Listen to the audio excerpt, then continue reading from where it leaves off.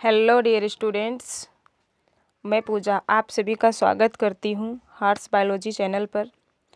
जैसा कि मुझे काफ़ी टाइम से आप सभी बच्चों की 11th एंड 12th स्टैंडर्ड के बच्चों की रिक्वेस्ट आ रही थी कि मैम यूपी बोर्ड वाले बच्चों के लिए भी आप वीडियोस लाइए। तो डियर स्टूडेंट्स, मैं आज 12th स्टैंडर्ड की एनसीईआरटी बायोलॉजी को लेकर आई हूँ। उसका फर्स्ट चैप्टर जो कि जीवों में जनन, ये आपका फर्स्ट चैप्टर है। तो आज हम इसके बारे में पढ़ेंगे कि जो जीव हैं उनमें जो जनन की प्रक्रिया है वो किस प्रकार से होती है और जनन कितने तरीके से होता है। इसके साथ साथ आखिर जीवों में जनन की प्रक्रिया क्यों होती है, तो इन सभी इंटरेस्टिंग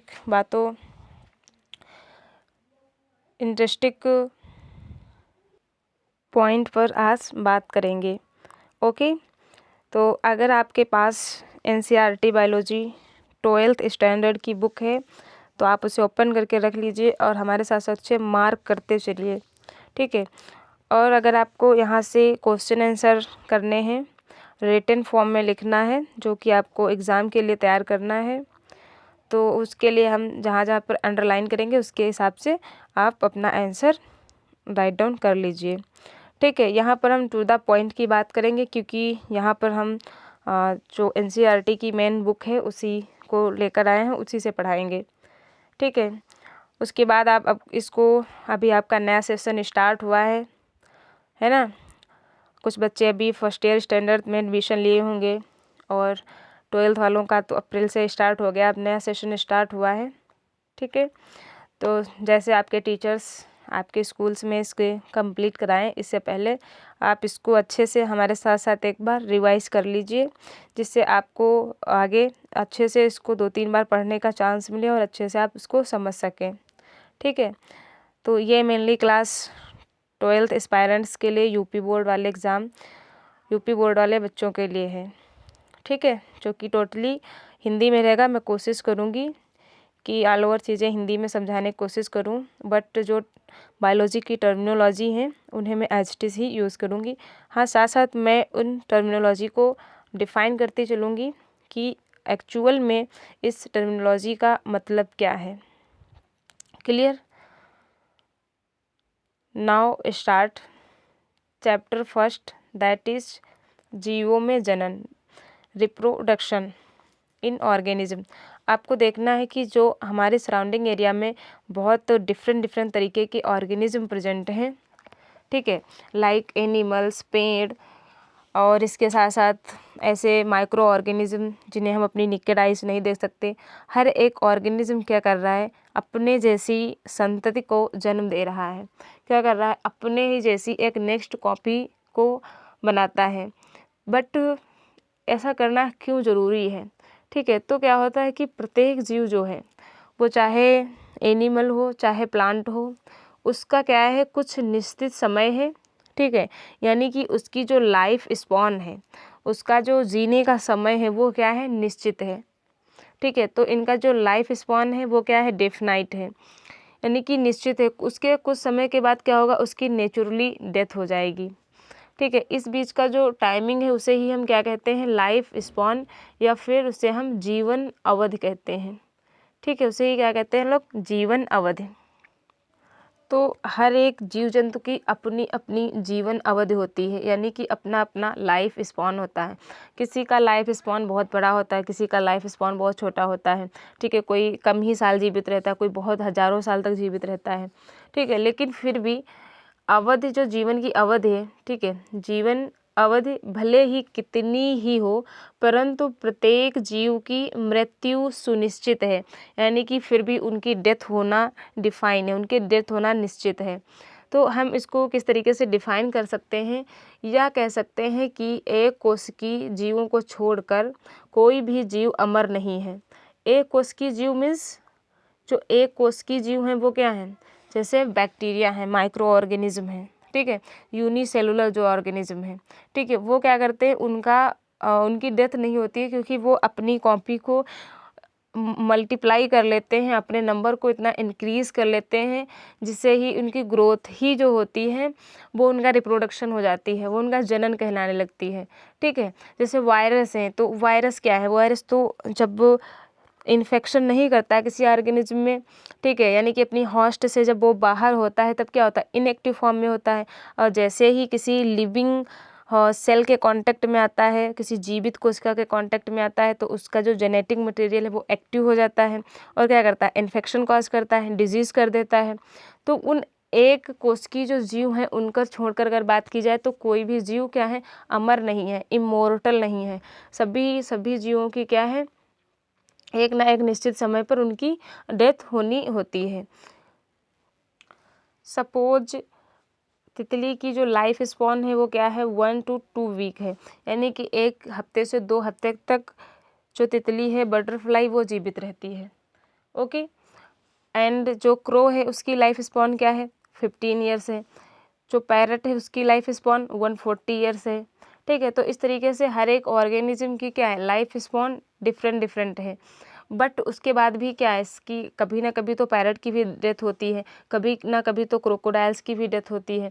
तो यानी कि लाइफ स्पॉन इनका शॉर्ट हो या लॉन्ग हो, लेकिन फिर भी एक ऐसा निश्चित समय आएगा जब इनकी डेथ होगी, नेचुरली डेथ होगी इनकी।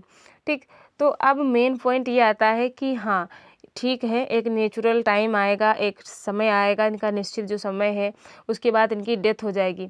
तो इनकी डेथ हो जाएगी तो क्या है, उसके बाद से इनकी जो प्रजाति है वो ख़त्म हो जाएगी। फिर से हमें कभी जो क्रोकोडाइल्स या क्रो या पैरट नहीं देखने को मिलेंगे, ये इन्वायरमेंट से या नेचर से ख़त्म हो जाएंगे।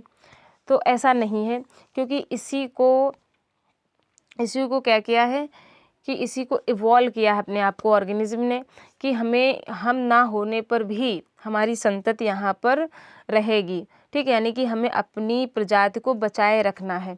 तो इसके लिए क्या करते हैं जीव, इसके लिए जीवों में जनन की प्रक्रिया होती है। ठीक है, इसके लिए जीवों में जनन की प्रक्रिया होती है।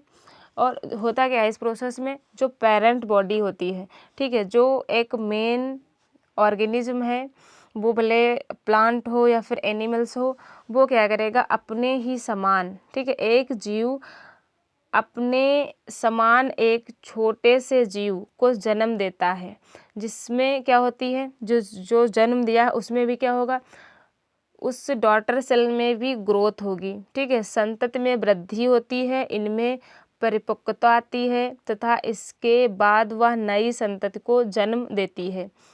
मीन्स एक जीव है, उसने क्या किया, अपने ही जैसे नई डॉटर सेल्स बनाई। अब वो जो न्यू डॉटर सेल्स हैं उनमें भी क्या होगी, उनमें भी ग्रोथ होगी। ठीक है, उनमें भी क्या होगी, ग्रोथ होगी, वो बड़ी होंगी, उनमें मैच्योरेशन आएगा। उसके बाद वो भी एडल्ट होंगी, उनमें जो जीव जनन करने की जो क्षमता है उनके अंदर भी विकसित होगी। उसके बाद वो भी अपने ही जैसी नई संतति को जन्म देंगे।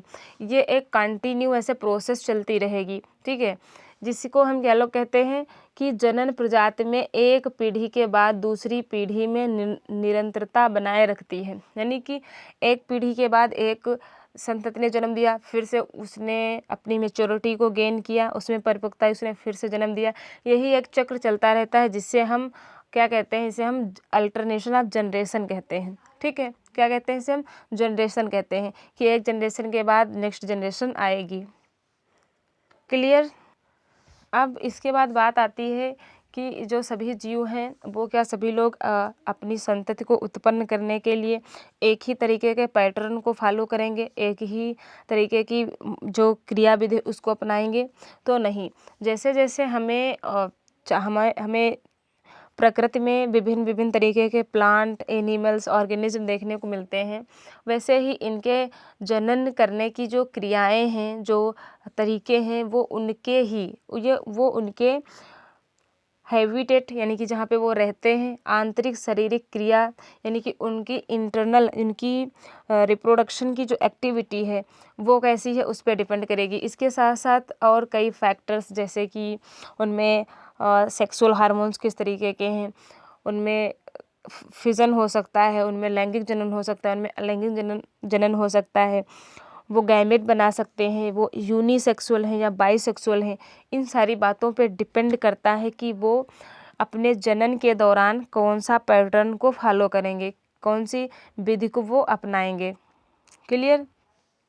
इसके बाद अनुपस्थिति में हो तो वह जनन अलैंगिक कहलाता है। यानी कि सपोज करिए कि एक पेरेंट बॉडी है, ठीक है, एक प्लांट है या फिर एक एनिमल है जिसके पास क्या है, ना तो मेल सेक्स ऑर्गन्स है ना फीमेल सेक्स ऑर्गन्स है। तो वो क्या करेगा, वो गैमिट्स का फॉर्मेशन करेगा, ठीक है, वो क्या करेगा, गैमिट्स का फॉर्मेशन करेगा, जहाँ पर male female sex organs participate नहीं करेंगे अपनी डॉटर सेल्स को बनाने में। तो ऐसे जनन को हम लोग क्या कहेंगे, अलैंगिक जनन कहेंगे। और अलैंगिक जनन में एक ही यानी कि एकल जनक जो पेरेंट बॉडी है वही गैमेट का निर्माण करती है, ठीक है। इसके बाद जब दो जनक यानी कि टू पेरेंट्स हैं, वो भी क्या है, एक मेल है एक फीमेल है, तो उसके पास मेल सेक्स ऑर्गन है, उसके पास फीमेल सेक्स ऑर्गन है, ठीक। तो क्या करेगा, जनन प्रक्रिया में भाग लेते हैं तथा मेल एंड फीमेल गैमेट में फ्यूजन होता है, तो क्या कहलाते हैं, तो इसे फिर हम लैंगिक जनन कहते हैं, जिसे इंग्लिश में सेक्सुअल रिप्रोडक्शन भी कहते हैं। क्लियर।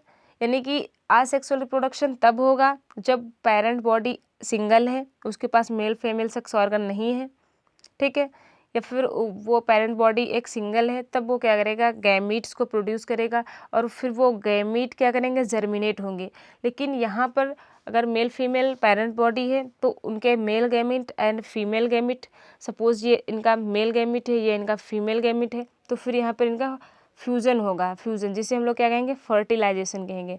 तो यहाँ पर फ्यूज़न होगा, तो फ्यूज़न के बाद फिर से एम्ब्रियो का फॉर्मेशन होगा। तो इस वाली प्रोसेस को हम लैंगिक जनन या फिर सेक्सुअल रिप्रोडक्शन कहते हैं। क्लियर। इसके बाद अब देखेंगे लैंगिक जनन, ठीक है। तो अलैंगिक जनन में क्या होता है कि एक एकल जीव है, यानी कि एक सिंगल पेरेंट बॉडी है जो क्या करेगी, अपने ही जैसी डॉटर सेल्स का फॉर्मेशन करेगी, अपने ही जैसे संतति को उत्पन्न करेगी और इनकी जो वो संतति होंगी वो अपने ही पेरेंट बॉडी के बिल्कुल सिमिलर होंगी, ठीक है। क्या होंगी, आकार की तथा आनुवंशिकी रूप से एक समान जीवों के लिए क्लोन शब्द को यूज़ किया गया। वो आकार में, ठीक है, और जो उनका जेनेटिक मटेरियल है वो दोनों तरीके से क्या होंगे, वो सेम होंगे, ठीक है, एक समान होंगे। तो फिर जब ऐसे बहुत सारे गैमेट्स बन जाएंगे तब हम उन्हें क्या कहेंगे, उन्हें हम क्लोन टर्म का नाम देंगे। यानी कि जो मार्फोलॉजिकल और जेनेटिकल सिमिलर हैं तो ऐसी डॉटर सेल्स को हम लोग क्लोन कहते हैं। क्लियर। सपोज यहाँ आपके पास क्या है, एक अमीबा है, ठीक है, क्या है, अमीबा है। तो अमीबा एक पेरेंट बॉडी है, इसके पास ये क्या है, इसका ये न्यूक्लियस है जिसमें इसका जेनेटिक मटेरियल है। अब ये क्या कर रहा है, ये ग्रोथ कर रहा है, ये इसमें डिवीज़न होना है, ये अपने आप को डिवाइड करना चाहता है, ठीक है। तो इस ऑर्गेनिज्म के अंदर अमीबा क्या है, एक ये सेल ही तो है, ये सिंगल एक यूनिसेलुलर सेल ही तो है।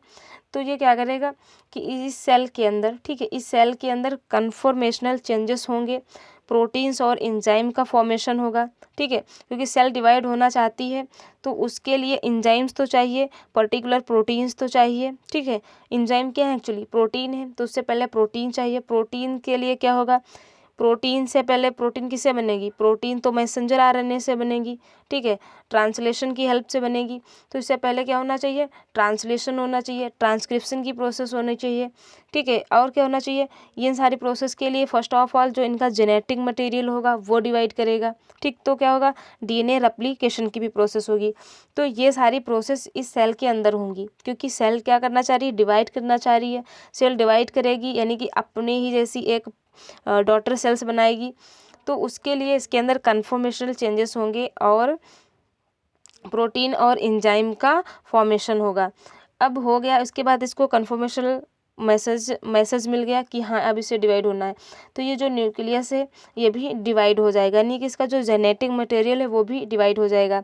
तो कुछ इस तरीके से क्या हुआ, सेल ने अपने आप को डिवाइड कर लिया और 2 डॉटर सेल्स का फॉर्मेशन कर लिया। अब ये जो 2 डॉटर सेल्स हैं ये भी क्या करेंगी, ग्रो करेंगी, ये भी ग्रो करेंगी। अब जो ये दो डॉटर सेल्स हैं वो बिल्कुल देखिए अपने पेरेंट सेल की तरह हैं, ठीक है। ये इनकी पेरेंट्स बॉडी थी, तो अपने पेरेंट्स बॉडी के सिमिलर हैं, तो जेनेटिकली और मॉर्फोलॉजिकली क्या होंगी, ये दोनों ही डॉटर सेल्स सिमिलर होंगी, ठीक है, क्योंकि ये एक ही पेरेंट बॉडी से बनी है। तो जो अलैंगिक जनन है ये भी कई तरीके से होता है, जैसे ये कैसे हुआ, फिशन के थ्रू हुआ, यानी कि एक पेरेंट सेल थी जिसमें क्या हुआ, फिशन की प्रोसेस हुई। इसके साथ साथ बडिंग होती है, जैसे आप इसको यहाँ से समझ सकते हैं, जैसे कि आपके पास ये क्लेमाइडोमोनास है, ठीक है, क्या है, सॉरी ये आपके पास क्या है, ईस्ट है, या सपोज करिए ईस्ट को किस में रखा गया, फंजाई में, तो ये फंजाई का मेंबर है, तो ये क्या है, ईस्ट है। अब ईस्ट क्या करेगी, अपने ही जैसी नेक्स्ट कॉपी का फॉर्मेशन करेगी, तो इसमें जो इसमें डिवीज़न होगा वो कैसे होगा, वो बडिंग के थ्रू होगा, यानी कि ये इनकी एक पेरेंट बॉडी सेल है, ठीक है, इसमें भी कुछ कन्फर्मेशनल चेंजेस होंगे और इनकी सेल की टिप पे एक इस तरीके से बड का फॉर्मेशन हो जाएगा। उसके बाद फिर से इसमें चेंजेस होंगे, चेंजेस होते रहेंगे।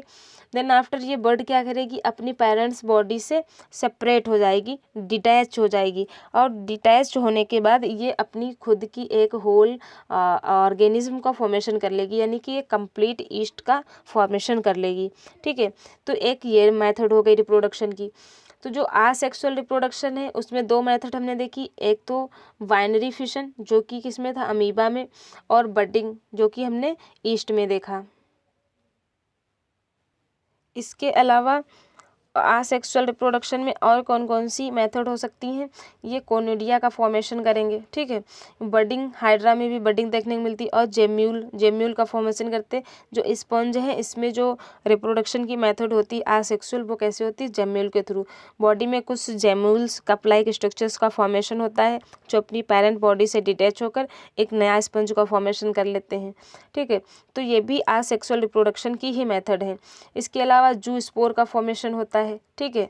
वो जू स्पोर मोटाइल भी हो सकते हैं, नॉन मोटाइल, यानी कि चल बीजाणु भी हो सकते हैं और अचल बीजाणु भी हो सकते हैं, जो कि हमें कॉमनली कहाँ देखने को मिलते हैं, फंजाई में, ठीक है। जब फंजाई पढ़ेंगे तब वहाँ पर देखेंगे हम लोग कि फंजाई जो किंगडम फंजाई है उसमें कितनी क्लासेस हैं और उनके ऑर्गेनिज्म कौन कौन से हैं और वो कैसे रिप्रोडक्शन करते हैं। तो फंजाई में मोस्ट ऑफ कॉमन जो रिप्रोडक्शन है वो आसेक्सुअल रिप्रोडक्शन है, जो कि जू स्पोर का फॉर्मेशन करते हैं। क्लियर। अब हमने अभी तक आसेक्सुअल रिप्रोडक्शन जो अलैंगिक जनन था वो किस में देखा, डिफरेंट तरीके के एनिमल्स और ऑर्गेनिज्म में देखा। लेकिन अब देखेंगे क्या प्लांट भी आसेक्सुअल रिप्रोडक्शन मेथड को यूज़ करते हैं। जी हाँ, जो प्लांट हैं वो भी अलैंगिक जनन शो करते हैं। जैसे पोटैटो क्या है, एक सिंगल पेरेंट बॉडी एक है, ठीक है। ये क्या है, एक सिंगल पेरेंट बॉडी है। इस पर बहुत सी बड आई बन जाएंगी। क्या बन जाएंगी, बड आई बन जाएंगी। जो बड आई हैं वही क्या करेंगी, जर्मिनेट करेंगी, उनमें चेंजेस होंगे और वो जर्मिनेट करेंगी, और जर्मिनेट करने के बाद एक पोटैटो का नया प्लांट बना लेंगी, ठीक है। फिर वो धीरे धीरे ग्रोथ करेगा और उसमें भी क्या होंगे, पोटैटो आएंगे, उसके बाद उसमें भी पोटैटो का फॉर्मेशन हो जाएगा। तो यहाँ भी आसेक्सुअल रिप्रोडक्शन है। इसी तरीके से आसेक्सुअल रिप्रोडक्शन हमें जिंजर में भी देखने को मिलता है। ओके, एंड नेक्स्ट इज जो ये अगेव है, यानी कि जो एलोवेरा है, इसमें भी आपको आसेक्सुअल रिप्रोडक्शन देखने को मिलेगा। जो ब्रायोफिल्म है इसमें क्या होता है, ब्रायोफिल्म में हमें लीफ पर बडिंग देखने को मिलती है कि ब्रायोफिल्म की जो लीफ होती है, लीफ में ही न्यू बड निकल आती हैं। ये देख रहे हैं आप, एडवेंटिसियस ये इनकी रूट होती हैं। अब ये क्या करेंगी, अपनी पेरेंट बॉडी से ये डिटैच होके एक नया ब्रायोफिल्म बना लेंगी। ओके, एंड नेक्स्ट इज ये क्या है, ये हायासिंथ है, वाटर हायासिंथ, जिसे कॉमनली जलकुंभी भी कहते हैं। तो जलकुंभी में भी आसेक्सुअल रिप्रोडक्शन होता है। जैसे ये बर्ड का फॉर्मेशन हुआ, ये एक मेन पेरेंट बॉडी थी, ठीक है। यहाँ पर ये इसकी एक मेन पेरेंट बॉडी थी, ये वाली। तो उसके बाद क्या हुआ, यहाँ पर इसमें बर्ड का फॉर्मेशन हुआ। अब बर्ड का फॉर्मेशन हुआ तो इसमें भी देखो रूट का फॉर्मेशन हुआ। तो ये जो रूट का फॉर्मेशन होने के बाद ये अपने मेन पेरेंट बॉडी से डिटैच हो जाएगी और ये भी एक अपना होल प्लांट का फॉर्मेशन कर लेगी। क्लियर। आई होप आपको यहाँ तक अच्छे से आसेक्सुअल रिप्रोडक्शन समझ में आया। आसेक्सुअल असेक्सुअल रिप्रोडक्शन में हमने प्लांट में भी देखा, ठीक है, प्लांट में देखा कि बडिंग के थ्रू, स्पोर के थ्रू। इसके अलावा हमने ऑर्गेनिज्म में यानी कि एनिमल्स में हमने देखा कि स्पोर के थ्रू, कोनिडिया के थ्रू, हाइड्रा में देखो बडिंग के थ्रू, ठीक है, क्लेमाइडोमोनास में, इन सभी में हमने देखा रिप्रोडक्शन कैसे हो रहा। अमीबा में जो बाइनरी फिशन से हो रहा था, एंड ईस्ट में जो कि बडिंग के थ्रू हो रहा था। तो इन सारे एग्जाम्पल के साथ हमने देखा कि कैसे जो ऑर्गेनिज्म है वो असेक्सुअली रिप्रोडक्शन करते हैं, यानी कि सिर्फ एक ऑर्गेनिज्म है तो वो भी अपने जैसी एक नई कॉपी को बना सकता है। अपनी आइडेंटिटी को मेंटेन रखने के लिए हर एक एनिमल्स, हर एक प्लांट क्या करता है, अपने ही जैसी संतति का निर्माण करता है, डॉटर सेल्स का फॉर्मेशन करता है। ओके, आई होप आप सभी को यहाँ तक अच्छे से समझ में आया होगा। नाउ नेक्स्ट वीडियो में हम लोग देखेंगे कि लैंगिक जनन किन किन ऑर्गेनिज्म में देखने को मिलता है, इसमें कौन सी प्रोसेस, कौन से इसमें रिप्रोडक्शन के मेथड यूज होते हैं, इन सारी चीज़ों के बारे में बात हम नेक्स्ट वीडियो में करेंगे। ओके, तो आई होप आपको यहाँ तक अच्छे से समझ में आया होगा। चीज़ों को एक बार अच्छे से पढ़ लीजिए, समझ लीजिए, ताकि आपके बोर्ड एग्ज़ाम के दौरान आपको ये टेंशन ना रहे कि हाँ मैंने एक बार 2 बार ही पढ़ा है इसको, या अच्छे से समझ नहीं आया है।